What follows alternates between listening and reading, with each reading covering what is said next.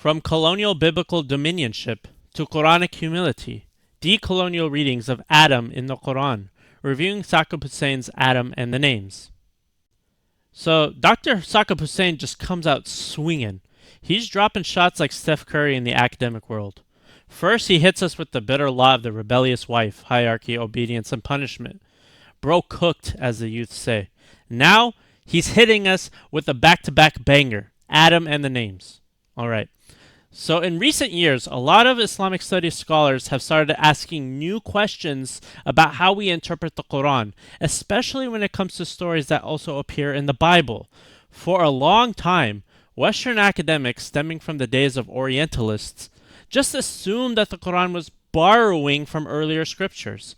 The mindset was basically, oh, this is just the Bible in Arabic with a few edits.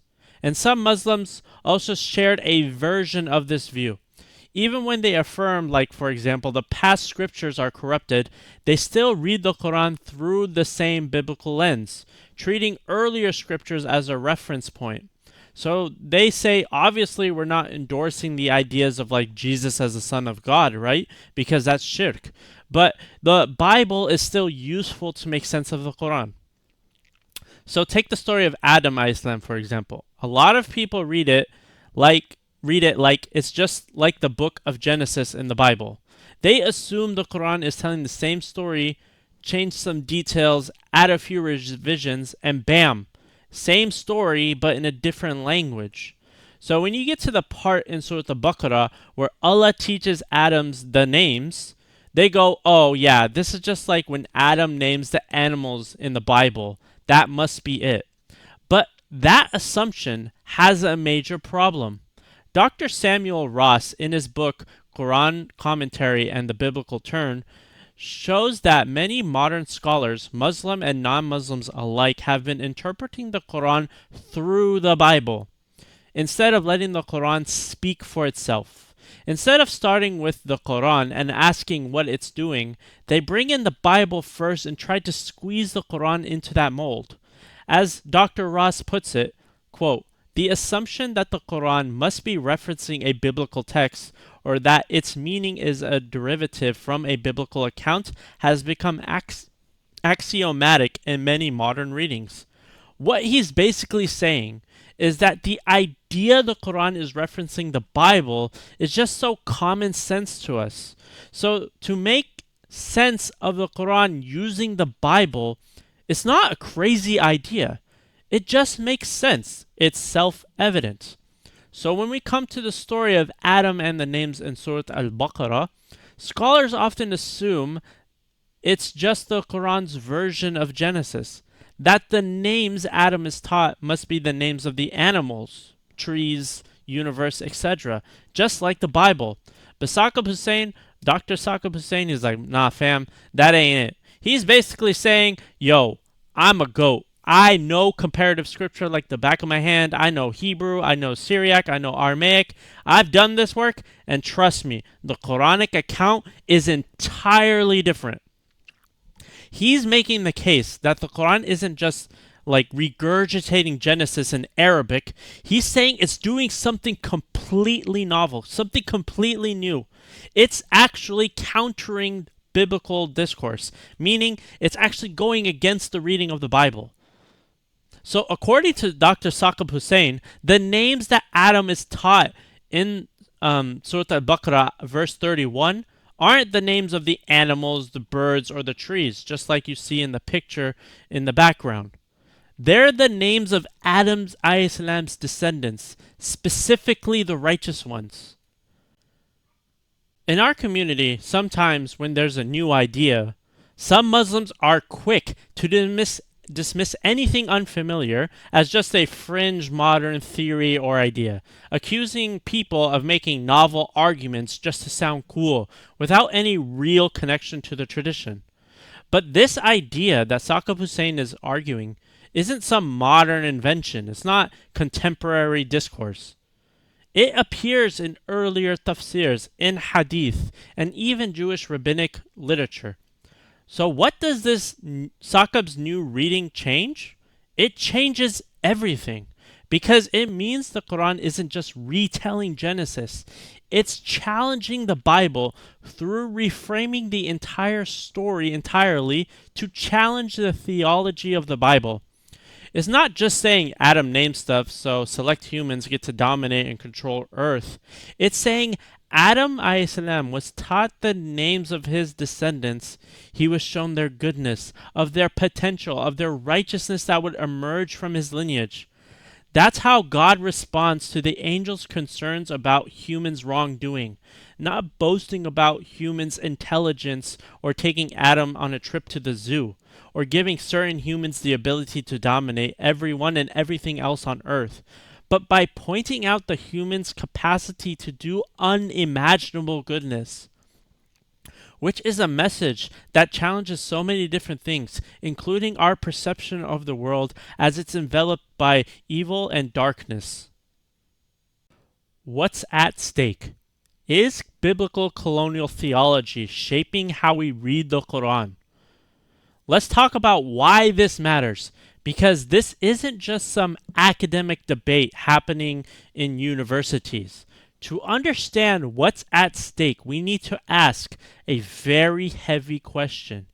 If we interpret the Quran the same way the Bible has often been interpreted, especially when it comes to the act of naming by Adam, are we quietly importing biblical ideas into our readings of the Quran? And if we are we then claiming that to be a faithful Muslim, you must also believe in these biblical ideas just because, quote, the Quran says so, unquote? That's dangerous, because those biblical ideas about naming found in the book of Genesis often treats naming as an act of power, of dominance. To name something in that biblical framework is to claim ownership or control over it. And this way of thinking was later used to justify colonialism, male supremacy, and racial hierarchies. So this is not a small interpretive issue. It's about whether we are willing to let go of interpretations that make us feel powerful, that makes us feel important, to embrace the Quran's vision of a world where power is not the goal, because the temptation to see ourselves as having divine dominionship over the earth, just like in Genesis, is deeply seductive. But the Quran may be calling us to something far more humble and far more just. In biblical theology, especially in the book of Genesis, naming has long been tied to power. To name something was to claim control over it. It was seen as an act of hierarchy, a way to establish who's in charge. And that logic did not disappear with time with secularism. It evolved, it adapted, and more. It was carried into the modern world, dressed up as science, reason, objectivity, and progress, but underneath it, it was still the same old idea, the right to dominate.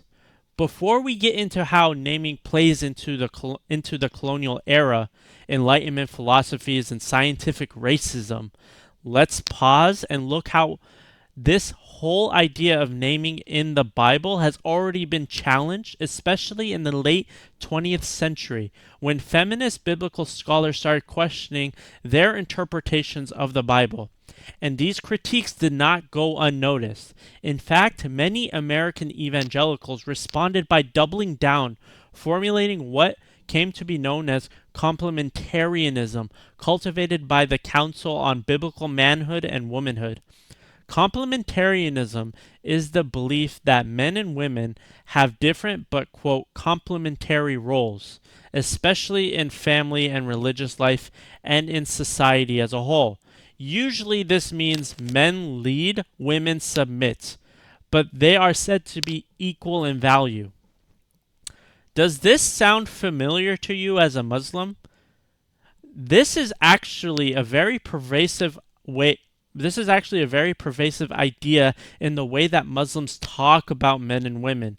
Today, you'll hear many Muslims say things like men and women are spiritually equal, but biologically different, so their, quote, roles aren't the same. Then, to sound more anti Western, they take it a step further. They say Islam is not about equality, but, quote, equity that that assumes women are subordinate to men. This language is used to naturalize gender inequality and push back against the, quote, modern gender equality. But you want to know something really funny? This way of talking and these ideas, it doesn't even come from the Islamic tradition at all. It comes straight out of American evangelical Christianity, specifically from the 1980s. In another video, I talk about how complementarianism, that's what this idea is called, was developed not just to limit white evangelical women and to push back against women's liberation movement in America, but it was used to justify state violence against black men, black women, Palestinian men, and Palestinian women. That's why I asked the question in my other video. Is the masculinity we defend in the name of Islam oppressing Palestinian men?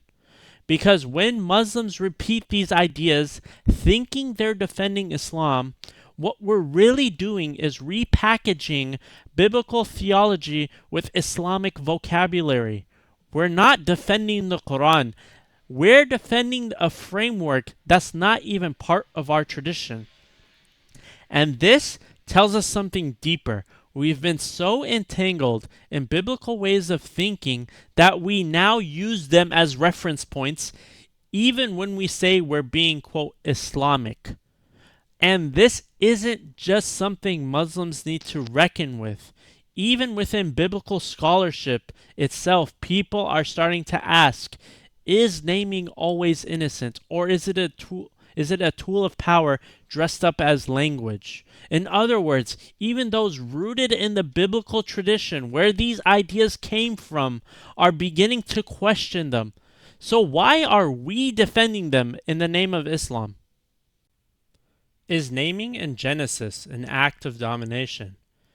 So one of the big questions biblical scholars have asked is this: is the act of naming in Genesis actually an act of domination? For centuries, many biblical male commentators read Genesis 2:23, where Adam names the woman, as a sign of her subordination to man.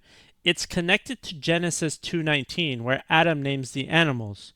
The logic went like this: Adam names, therefore Adam rules. Adam named animals, Adam named women, therefore Adam is meant to rule over nature and women. But feminist scholars push back, like Phyllis Tribble. She argued that the language Adam uses to name the animals is not the same as when he names the woman. And even more importantly, the moment Adam names her Eve doesn't happen until Genesis 3:20, after the fall. And that timing matters.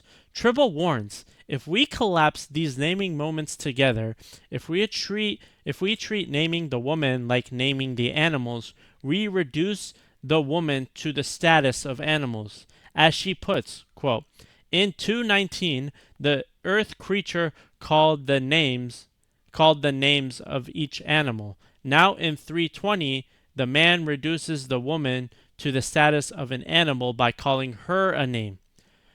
And that is a deep issue to face as a community. And this is exactly what ecofeminist thinkers have been saying for decades. They argue that the way men are taught to dominate women is so deeply connected to how they dominate nature. So if you really want to address things like climate change or environmental destruction, you have to liberate women too. Because in both cases, women and nature, both of them become objects to be named, ordered, labeled, and controlled by certain men. how the Enlightenment turned biblical naming into a tool of colonial power. But where did this logic of naming as power really take hold? When did it become powerful enough to reshape the modern world? It got picked up by Enlightenment philosophers who dressed it in language of reason and science for colonial ends. As I mentioned earlier in Genesis, naming is what separates man from animal. Enlightenment thinkers picked up that idea, but secularized it. They kept the hierarchy and just changed the language. Now, naming became the mark of being civilized. People often assume that secularism means the erasure of religion, but it's more accurate to see secularism as a rearrangement, where religion is moved to the background, not removed, and kept in reserved as the cultural scaffolding of modernity. It's not gone, it's dormant, ready to be reactivated when power needs it, such as opposing Islam. But the thing is, though, by and large, many European thinkers didn't believe that all humans were capable of reason. They only believed some were fit to name, define, and to categorize the world. Only some humans had virtue or maziyya over others. The Arabic term maziyya refers to a distinguishing merit, virtue, privilege, or superior quality that sets something or someone apart from others. So who counted as a full human? It was the white Christian property-owning European men. That was, quote, the universal human. Everyone else, women, children, the colonized, the enslaved, the other races, they were treated as less than human by function, by essence. They're too irrational to define reality, too emotional to name truth. I talked about this in my video, The Fantastical Narrative of Apex Progressive Hierarchical Masculinity. In the section Gamified Consent and the Maziyya of Liberalism, I explain how the social contract only included men with maziyya, a structural privilege that made others, especially women, inherently subordinate and politically invisible. But maziyya isn't just about gender. As Charles Mills argues, there's also a racial contract. Non-white people weren't just excluded from political rights, they were constructed as inferior by design. So if, for example, enslaved people called for a revolt, and they called it an act of freedom like Haiti, in the ears of the maziyya man, it's only heard as unjust rebellion based on vengeance. Because in the colonial imagination, these subhumans didn't even know what freedom meant, and what is equal and what is natural is their subordination. They were speaking out of place. They were irrational and dangerous and out of place. They were speaking like animals trying to philosophize, but all the Europeans heard was howls. In Genesis, the act of naming is what separates man from animals. Adam proved his humanity through his capacity to give names to the other animals. To thinkers of modernity from the 16th century onward, including the period of the Enlightenment, naming became a sure sign of humanity through the way it made claims for intellect, voice, and culture.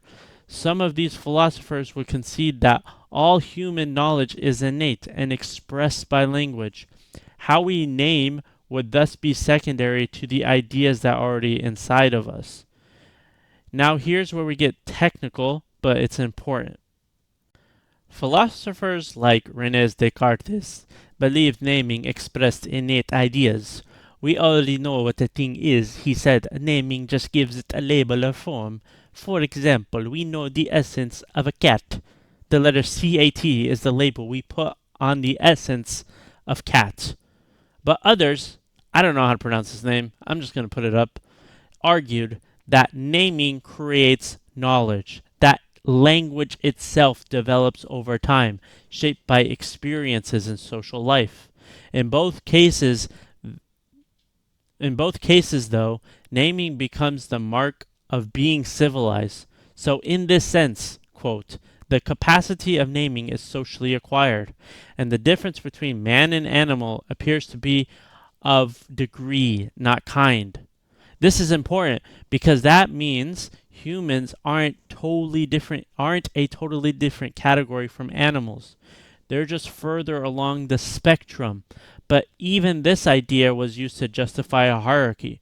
Some humans are more evolved, thus more rational, more developed, while others are backwards, more closer to animals. This laid the groundwork for something deeper and more insidious and more dangerous. Because if naming is what proves your humanity, then the race to name as much as possible, as fast as possible, becomes a way to prove who's human and who's not. And in relation to racism, this means whiteness is closer to humans, while blackness is closer to animals. And all humans fit in that spectrum. That's why critics later pointed out Enlightenment ideas like the self, the rational subject, the universal man weren't never actually universal. It was built on exclusion. The universal man was really a euphemism for a specific kind of man: white, male, Christian, heterosexual, wealthy man. The one who owns property, whose life, thoughts, and desires are treated as the objective, logical, rational standard for humanity. The language of objectivity that we hear often is the vehicle that this naming as power sits in. Everyone else, they were cast as the others, not legally a person, not really a human subject, but an object closer to nature, unfit to speak, let alone name. And because they couldn't name, they couldn't define what counts as truth, freedom, or justice, or other abstract concepts, they couldn't even define themselves. And that brings us back to naming. What started as a theory of language about classification and knowledge became a technology of power. Because if only certain people are rational enough to name, then only they get to define reality. They decide what counts as rebellion, what counts as revolutionary, what counts as civilized, and what counts as savagery. That's the logic behind Carl Linnaeus, the Swedish scientist who created Systema Nature in 1735, a system for naming and classifying every living thing on Earth. He didn't need relationship. He didn't need to understand things deeply. He named from a distance, like a god over creation. He didn't stop at plants and animals. He began classifying humans by race, and he ranked them. This was the birth of scientific racism. Naming no longer meant understanding, it meant fixing things in place. To name was to say, this group is above, and that group is below. And that logic slid perfectly into a colonial plot project. Biblical naming became Enlightenment taxonomy, which became racial domination, all dressed up as, quote, rational objective science. So this act of naming created a new mindset. If I can name you, I have dominion over you. That's the structure of colonialism that we often assume is secular, but its roots are deeply theological. I unpacked this more in my video, Is Poverty a Sin? Thomas Malthus, a so-called economist, but also biblical pastor, argued that society is divided into three groups: the rich, the independent poor, and the racialized dependent poor. And for him, the last group, the non-white dependent poor, were seen as inherently inferior. He argued they should not be helped, and providing such support would destroy society. He says, "If we contemplate a savage nation in any part of the globe, a supine indolence and a carelessness of futurity will be found to constitute their general character. In a civilized state, every faculty of man is expanded and exercised, and the great chain of mutual dependence connects and embraces the several members of society. The same extent of ground, which at present maintains, in ease and plenty, 1,000,000 of husbandmen and artificers, was unable to supply 100,000 lazy warriors with the simple necessaries of life."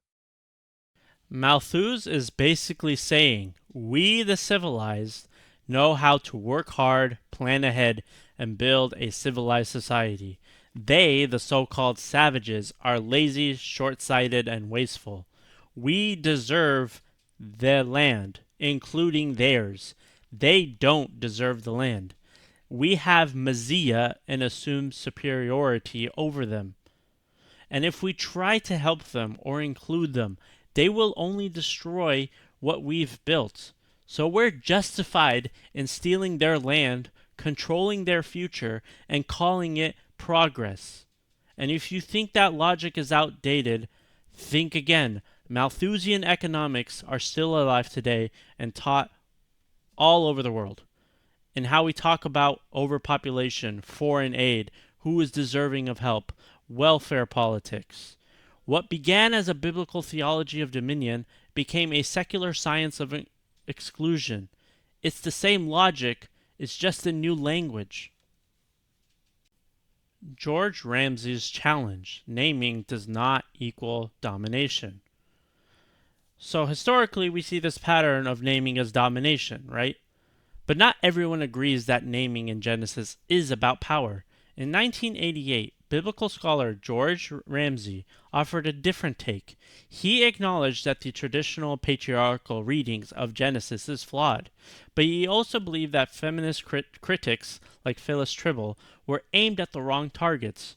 Ramsey doesn't deny that Adam names the woman in Genesis 2:23. Instead, he challenges what we think naming is. According to Ramsey, naming isn't about hierarchy, it's about recognition. Adam isn't assigning identity or asserting control. He is responding to something already revealed. It's an act of witnessing, not dominion. As he puts it, quote, the exclamation in Genesis 2:23 is a cry of discovery, of recognition, rather than a prescription of what this creature shall be. In other words, Adam doesn't impose meaning, he perceives it. The woman's essence already exists. Naming simply acknowledges it. That sounds noble, maybe even healing given all these male supremacy readings of the Bible. But we have to pause here, because this raises a deeper question. What if recognition is still a form of control, just with softer language? What if this idea of I see you still keeps power with the one doing the seeing? What if it just turns domination into something that sounds gentle? No longer is it I rule over you, but instead I see you, but only within the boundaries I name. It's easy to mistake this for progress. Ramsey reframes naming as appreciation, not possession. Adam isn't asserting mastery, he's celebrating what God has made. But does that actually dismantle the hierarchy that biblical critics were pointing out? Or does it just make it sound more poetic and more politically correct? This tension becomes crystal clear when you look at someone like Joe Rigney, who repackages dominion theology in exactly this kind of soft, pious language. Joe Rigney and the American repackaging of Dominionship. At first glance, Joe Rigney sounds like he agrees with George Ramsey, or even with feminist critics like Phyllis Tribble. He speaks of humility, divine order, and human limitations. He says things like naming involves the interplay between objective reality and human creativity. Adam must recognize that God has made the animals, quote, according to their kinds, while still making use of his delegated authority to name as he sees fit. It sounds thoughtful, responsible, but if you look closer, an entirely different picture emerges. Rigney isn't rejecting dominion theology, he's just repackaging it. This is dominion with better marketing, a new way to articulate power while dodging valid critiques. He doesn't dismantle hierarchy, he blesses it, just with softer, politically correct words. For Rigney, there are three things about naming. 1. Naming is delegated authority. Adam is not asked to simply repeat names that God has given to the creatures. Rather, God gives the creatures to Adam to see what he would call them. And he also says naming is transformative. He says it reflects the interplay between God's creative work and man's creative imagination. Adam has the freedom to name, but this freedom is within the boundaries of reality established by God. And then he says naming is a sacred privilege. It is an extension and outworking of our bearing of God's image. Naming things is the beginning of so much human endeavor in music, art, engineering, mathematics, business, education, and preaching. It is the beginning of speech itself. It is the gateway to communicate with and about our Creator. Joe Rigney sounds nice, right? Seems like he's agreeing with Ramsey and Phyllis in that, yeah, we're trying to correct those sexist ideas and such that came with naming. But he's actually not. He's in opposition to them, despite sounding like them. He's saying we Christians have explicitly been given dominion. You can claim it's evil, but we do it benevolently and responsibly, unlike others. So yes, we are given dominion over women, but we're not unjust. We're very godlike. We're very good Christians. So these gender and racial global hierarchies, they're not arbitrary. They're aligned with objective reality. They're divine. And we as white Christian men were given the act of naming. So we're supposed to be on top. Quote, the same God has created us in his image and given us the awesome and wondrous gift of speech. We are named by him as his image bearers and then unleashed to name his world. So in more detail, he says naming is an act of delegated authority. First, God grants Adam the authority to name. Adam does not simply repeat the names that God originally supplies. Instead, God brings the beasts and birds to the man to see what he would call them. Adam has significant freedom in selecting the name for each kind of animal. Whatever the man called every living creature, that was its name, Genesis 2 verse 19. Then he says naming involves ordered creativity. Naming mingles God's work and man's imagination. It involves the interplay between objective reality and human creativity. When Adam names the animals, he must name within the boundaries of God's creative work.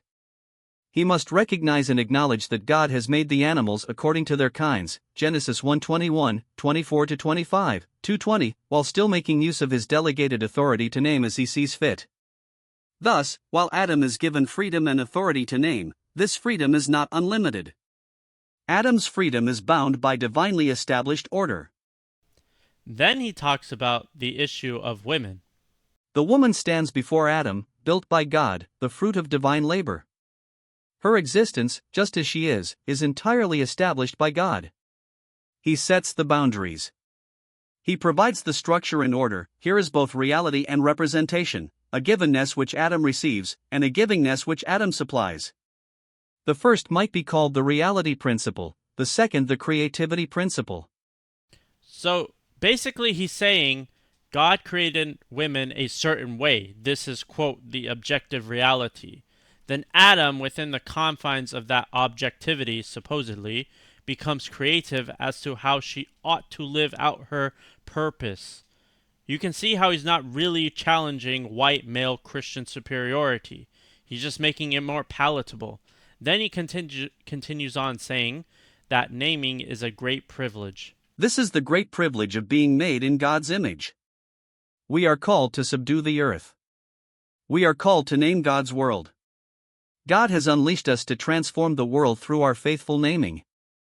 Music, visual arts, engineering, mathematics, business, education, preaching, in all of them, our goal is to internalize God's word, thoughtfully engaging with God's works, and then to faithfully and creatively transform God's world through our words and actions.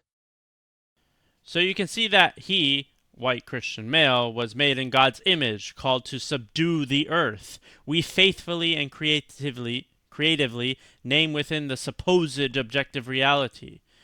And look at the list: music, math, engineering, all the things only the civilized are capable of.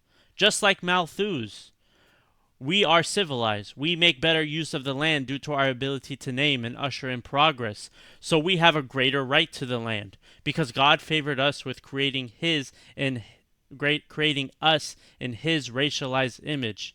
This is not religious humility. It's dominion theology or imperial theology with better marketing. It's not called domination, it's called divine order. It's not called misogyny, it's called balancing of roles. It's not white supremacy, it's faithful stewardship. I can dedicate an entire video to Joe because this dude's wilding out. But what we see is that Joe is curating an argument to renaturalize what was colonial domination, now dressed in a race-blind, gender-benevolent, politically correct language. So a lot of people focused on the problematic ideas of naming and dominion as it relates to white people and their issues with gender. Oh, look, it's arguing for male supremacy, right? So they work out that problem like Tribble and Ramsey. But religious people, they hate these, quote, feminist readings. They go against, quote, objective reality. So they double down. No, they say, men are given authority over women. And you see that with Joe. But if we read the decolonial view of naming in colonial times as it relates to race, we see that Joe is actually trying to solidify a white Christian Western supremacy by trying to make benevolent Christian authority over women appear sacred and natural, just like in complementarianism. But the outcome is still the same. Rigney's language mirrors Enlightenment colonialism, is just dressed in evangelical contemporary piety. It echoes the logic of Carlinus, he who named and ranked everything, including humans, like Adam 2.0. Rigney just needs to curate a palatable narrative to convey what he thinks is the natural order of the world dictated by God, where he is placed on top. It's not humility, it's a theological argument to disguise his dominion.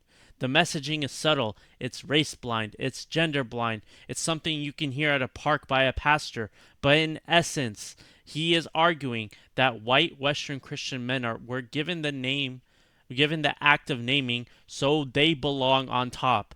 Despite all the critiques against the West, against whiteness, against men, they still deserve to be there because those critiques, they will say, are based on resentment.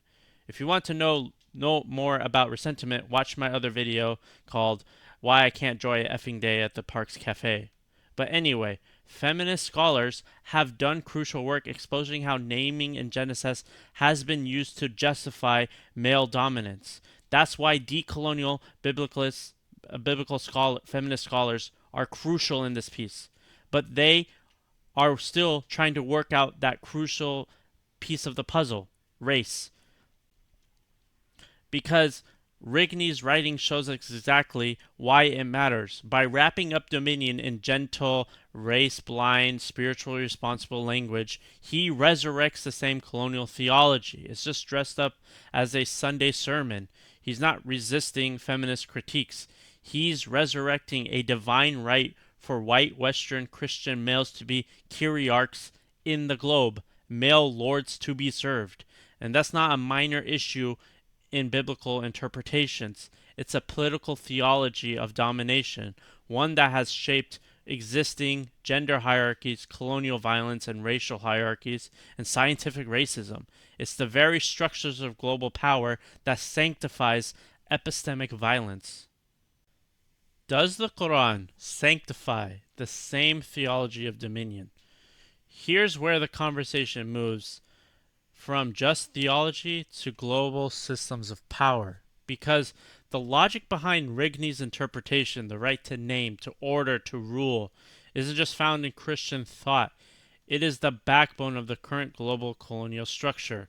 This is where Ramon Grossfogel, a Puerto Rican sociologist's framework is useful to understand how this language is disguising supremacy. He writes, Racism is a global hierarchy of superiority and inferiority along the line of the human that have been politically, culturally, and economically produced and reproduced for centuries by the institutions of the capitalist/patriarchal Western-centric/Christian-centric modern/colonial world system. The people classified above the line of the human are recognized socially in their humanity as human beings and, thus, enjoy access to rights, human rights, civil rights, women rights and/or labor rights, material resources, and social recognition to their subjectivities, identities, epistemologies, and spiritualities. The people below the line of the human are considered subhuman or non-human, that is, their humanity is questioned and, as such, negated. In the latter case, the extension of rights, material resources, and the recognition of their subjectivities, identities, spiritualities, and epistemologies are denied. So, what is Ramon saying? What does this definition of colonial racism mean? It means that in the modern world, humanity has been split by an invisible line. Those above the line are seen as fully human. They get rights, recognition, material access, and the power to define knowledge and truth. And those below it, they're seen as less than human. Their knowledge system, their spirituality, their religion, their voices are erased. Or worse, they get turned into objects of domination. Now you see, for example, why chattel slavery is a thing. Why it's normal for us to exploit women's labor. This line of the human isn't just about skin color or gender. It's about who gets to name, who gets to rule, and whose version of reality gets to be called objective truth. Right? So now Ramon, he deserves his own video. Right? Inshallah, I hope to do that. But for right now, here's the urgent question that we need to ask. Does the Quran reproduce the same colonial theology of dominion? Because when we read Surah Al-Baqarah, and it says Allah taught Adam the names, and we assume that this means Adam named the animals like in Genesis, this is not just a interpretation of the verse that's ikhtilaf, like there's a difference of opinion. We are inserting an entirely different theology into the Quran, one rooted in hierarchy, conquest, and control. And earlier in the same surah, verses 11 and 12, when it said to them, "Do not cause corruption on the earth," but they say, "We are but reformers." Unquestionably, it is they who are the corrupters, but they perceive it not. In this sense, if you see yourself as possessing dominionship because God chose you, then anything you do, you think it's divine. That even if it means causing corruption in the land, but you won't perceive it, right? And if you're saying this theology is in the Quran, then you're also saying this is how we should define the Muslim self politically. That same imperial theology that's been used to justify chattel slavery, imperial domination, racial classification, colonial violence and stealing of lands and ethnic cleansing and genocide and misogynistic violence, all of that, once that logic enters the Quran, it reshapes everything, even core Quranic concepts like khilafah and qawama. Because if naming is domination, then being God's khilafah means ruling the earth, as if we're divine governors, colonial stewards, sent to subdue creations. So how appealing or seductive is it that this reading allows you to dominate women? If that's true, then marriage by essence must also mean about dominance hierarchy, whether it's overt or subtle. And that is the, quote, gender wars in our community. We're basically saying marriage is about dominance. There's that toxic masculinity, like Daniel Kikaju, that wants to dominate you overtly, or you can be subtly, benevolently dominated by us, the healthy masculinity, right? But if you consider that discourse in and of itself, that's not Quranic. It is Genesis. It's Western philosophy. That's white men as kyriarchs, lords to be served. In totality, I would argue that there is no way to claim this view as Quranic, because inherently it's Iblisian, it's Pharaonic. And if we're not careful, we end up reading the Quran through the Bible instead of letting the Quran speak with its own cosmology, its own vision that commands humility. And this is exactly what Saqib Hussain is trying to protect us from. He's not offering a new novel modern tafsir. He's giving us a warning.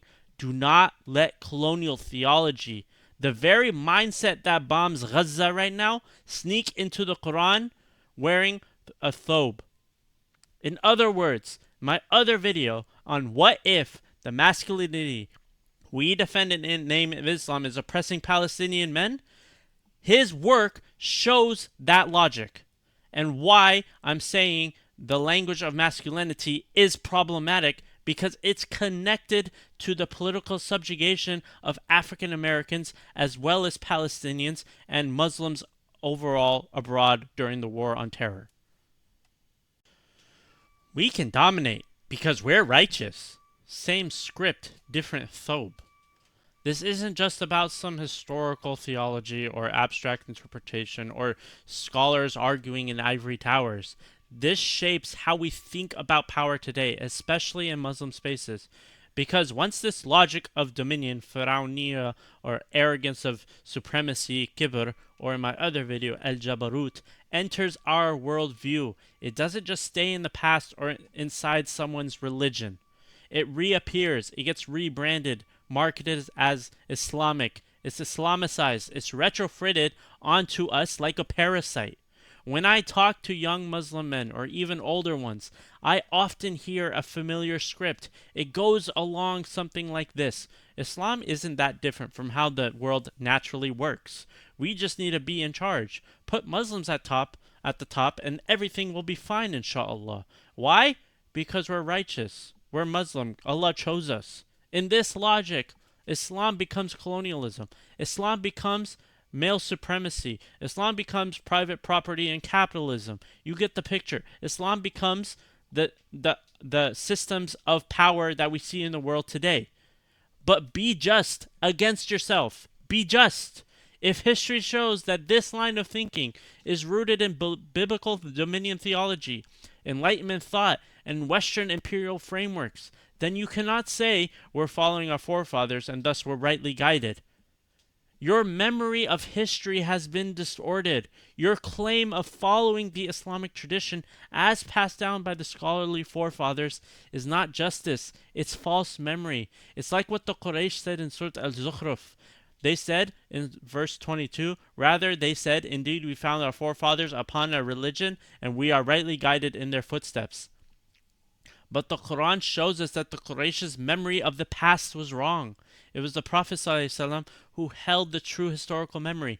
He stood against his people, his tribe, his fathers, just like Ibrahim ﷺ, who said, indeed, I am disassociated from that which you worship. Verse 26.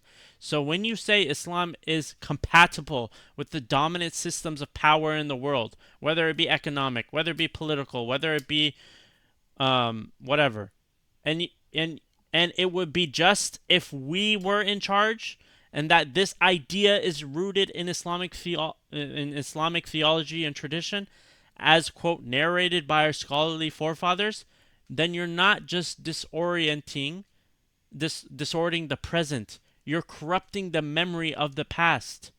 So be just against yourself, because too often the political imagination in the Muslim community is built on fragmented views of historical domination, where we recognize historical systems of oppression in order to claim historical victimhood, but refuse to draw the honest connections to the systems that dominate us today.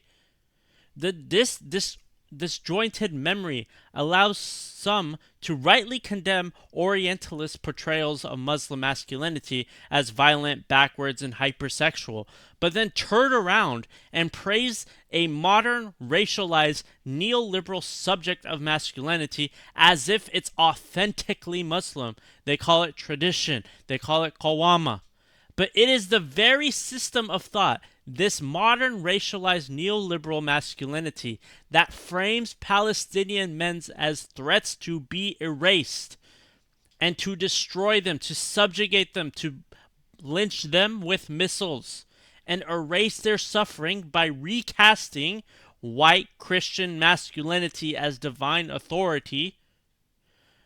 When you sever the past from the present like this, when you selectively remember only the parts of history that grants you grievance while forgetting the parts that demand humility, you're not just misremembering the past, you're betraying it. So when Rigney says that white Christian Western men are divinely appointed to rule, and it's okay because they're godly, and so their domination is benevolent and just and fits within the, quote, objective reality of the world, many Muslims now argue that echo that same logic. We should rule. We're on the truth. So our dominance will be just, simply because we're not the West. But this is the hard question, and why many other Muslims hate me. If our claim to moral superiority is based on being Muslim as this inherent identity, not our actual character, behavior, or accountability, how different are we really from colonial arrogance, from colonial kibr? Are we mistaking being given truth by Allah subhanahu wa ta'ala as a license to dominate? Did Allah not say this religion and guidance is a favor upon you? So how can you act so haughty, claiming by essence we were chosen when we did nothing? We couldn't even cause our own creation. We couldn't guide ourselves. Yet we label our creation as inherently righteous, and we are rightly guided by virtue of ourselves? This is a very dangerous path to walk on. Be just against yourself. Because are we assuming that because we're Muslims, we're automatically immune to corruption of power? That our rule, of course, subhanallah, will be better because we have the right label? That is delusion. Let's name this clearly. It's a dunya-driven fantasy dressed up as religious piety. It's shahwa. It's the desire for things that we like, masquerading as a divine mission. We don't want to dismantle empire. We just want to swap out the emperor in our image so that we can claim ourselves to be lords served. And that's why a decolonial reading of the Qur'an is necessary. And this is what Saqib Hussain brings to the table. Saqib Hussain and the decolonial retrieval of the Qur'an. Saqib Hussain is doing something we need as an ummah. He's doing decolonial theology by returning to the Qur'an. With all of his beautiful skills which Allah gave him, his ability of Arabic, Hebrew, Aramaic, and Syriac, and other languages, and his mastery of comparative scripture, he explains these verses with such clarity. He's exposing how biblical frameworks have quietly shaped the way we read the Quran, especially like the story of Adam and the names. And Saqib Hussain is coming with that fire. He's cleaning up these academic streets of nonsense. He's dropping the equivalent of ilmatic in Islamic studies. He develops a rigorous framework for Qur'anic intertextuality, basically a way to systematically analyze how the Qur'an interacts with earlier scriptures, like the Bible. So all this vague talk about influence, borrowing, and just vibes is very sloppy work. So Saqib makes a framework to think about the Qur'an and other texts more clearly and more systematically. He gives us three clear categories. Intertextual continuity. The Quran reuses earlier material without major changes. So, for example, the story of Jonah or Yunus in the Quran follows a similar arc to the biblical version. Not much changes. Intertextual polemics. The Quran corrects or critiques earlier traditions, sometimes subtly, sometimes directly. For example, in some Jewish traditions, the angels praise Adam. In the Quran, all praise is directed to God. There's no elevation of man, only glorification of the Creator. And then there's intertextual repurposing. The Quran keeps the familiar figures or symbols, but rewrites the narrative to deliver a radically different theology. An example of this is Adam's and the names in the Quran. So this third category, this repurposing, is where Surah Baqarah verses 31 to 33 falls. The Quran doesn't just retell the Genesis version. It takes the raw material, reconfigures it to express a radically different theology. This method highlights how and why the previous scriptures were corrupted, because it's about power. The shirk of Christians is that they made Jesus the Son of God, and they said Jesus looks like us, white European men, and God gave us dominion over the land as divine order. Thus we are, in essence, a God-like figure to be worshipped because of our capacity to name. why naming can't mean naming animals in Surah Al-Baqarah. Saqib takes a number of steps to show why naming can't mean animals.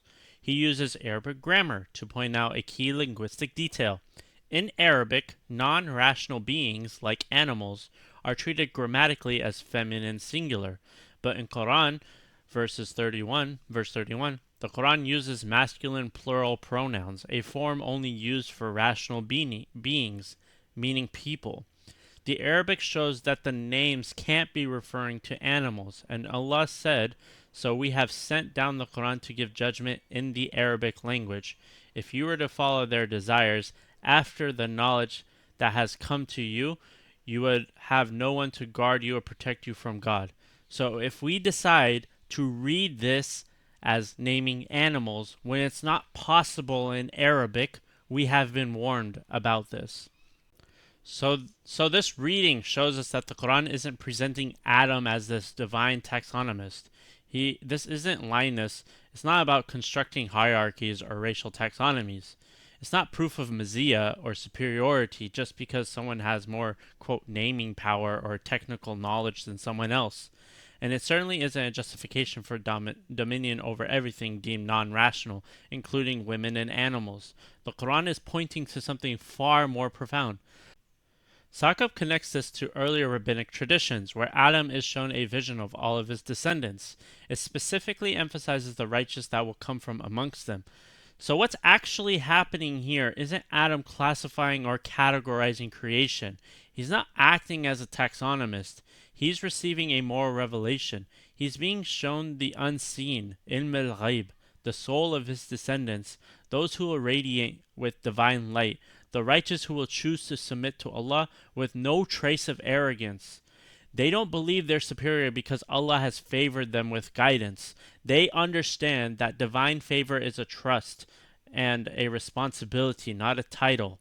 An invitation to call others to goodness without ego, without the desire to dominate, without even a mustard seed of arrogance or kibr. So the Prophet ﷺ told us, whoever has a mustard seed of pride in their heart will not enter paradise. This changes everything. Adam's worth doesn't come from his ability to name. It comes from his capacity to recognize goodness, to bear witness to the moral potential of his descendants. That means our worth isn't in how much knowledge we accumulate, or ilm, or how many things we can name, categorize, or classify.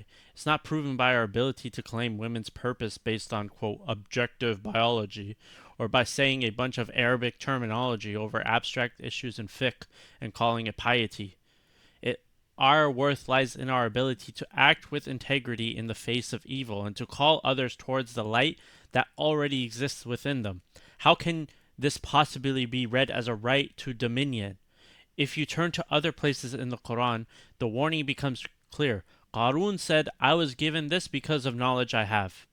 In Surah Az-Zumar, Allah says, "When man suffers affliction, he calls upon us. But when we bless him and favor him, he says, I have only been given this because of my knowledge." No, it is only a test, though most of them do not know. So if you read the teaching of the names as a sign that those with more knowledge deserve power, wealth, or status, you are reproducing a dominion theology that the Quran explicitly warns us against.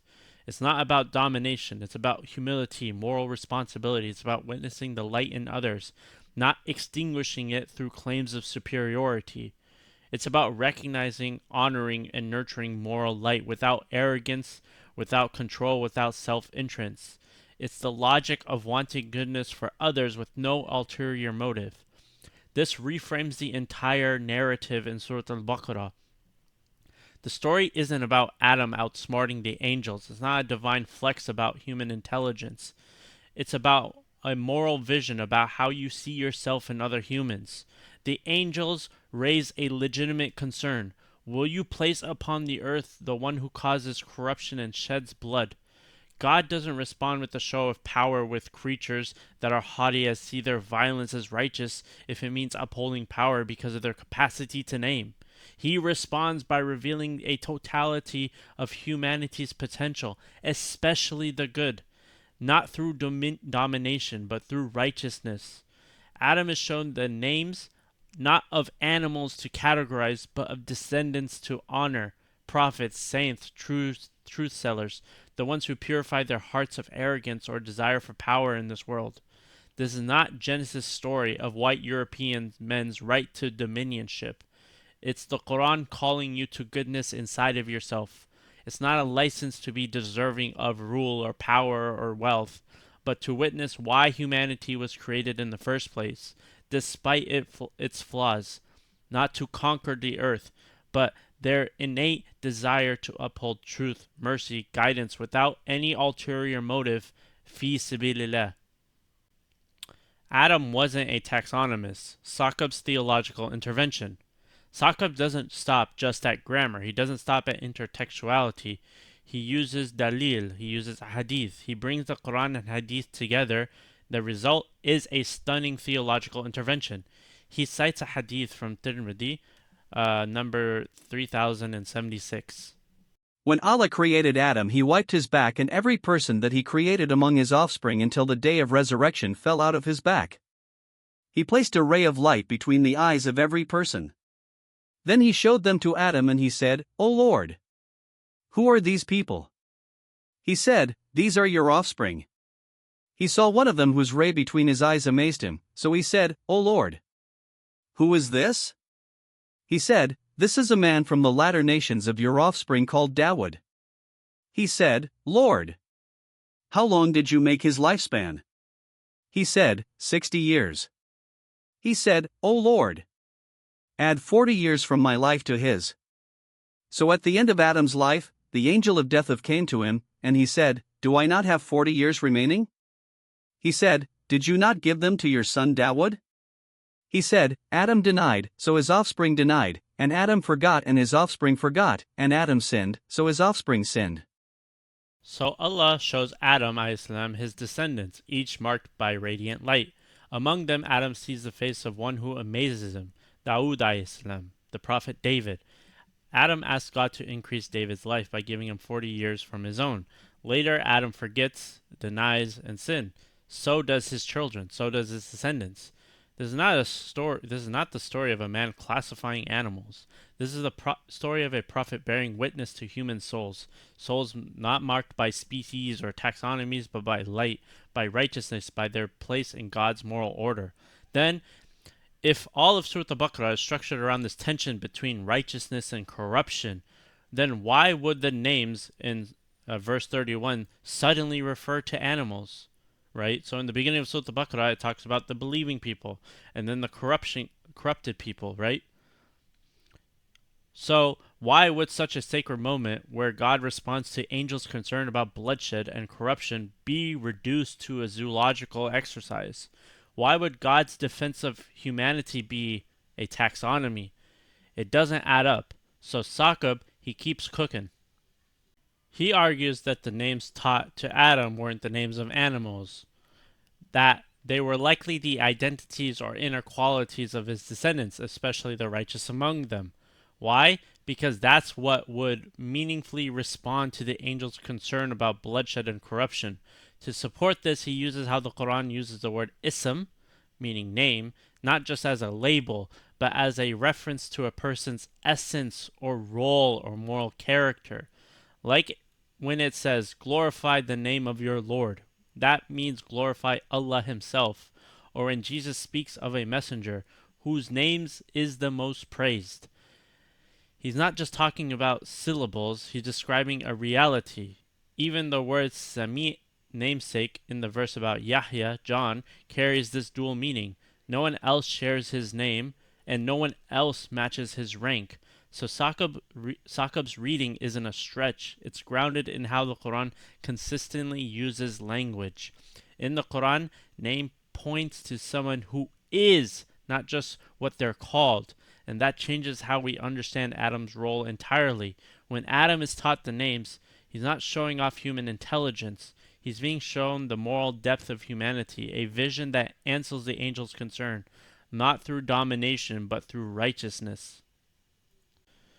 A decolonial reworking of Dominion theology. So Saqib Hussain is crystal clear. Adam is not Linus. He's not a colonial classifier. He's not ranking the world by species, gender, race, or status. He's not laying the groundwork for human dominion over women, animal, and entire civilizations, or trying to justify the usurpation of other people's lands. And anyone trying to dress that up as benevolent rule, anyone insisting that Muslims deserve power simply because, quote, we're on the truth, has missed the point of the surah entirely and, frankly, the message of the Qur'an. Saqib calls this a creative Quranic reworking of earlier Jewish traditions. It's not a repetition, it's not a retelling, but a deliberate theological intervention to reassert the true way an individual who wishes to follow religion should act. The Quran offers an entirely new vision, unlike anything we've seen in the world. It's not a theology of superiority that can be found in religious, secular, leftist, white, etc., Western spaces, but a theology of submission. And if you read yourself in this surah as the righteous elite, as the chosen people to whom God will hand over the world to, then you miss the entire point of Surah Al-Baqarah. Look at Bani Israel later on in the surah. Their belief in their own chosenness, their own superiority, their own arrogance, their own kibr, led them to distort revelation, commit injustice and murder, exile others from their homes, sell their own people into slavery, and claim divine authority by writing scriptures with their own hands and saying, this is from Allah. So if you think khilafah, qawama, means dominion, and that it's fine as long as Muslims are the one in power, you are not just mistaken. You are walking on a path of misguidance, a path that has been made to look beautiful and seductive to you. Muslim, noun or verb, a name, label, or lived character. Saqib Hussein's argument can be boiled down to this idea. Do we treat the name Muslim as a noun identity or the name Muslim as a verb action?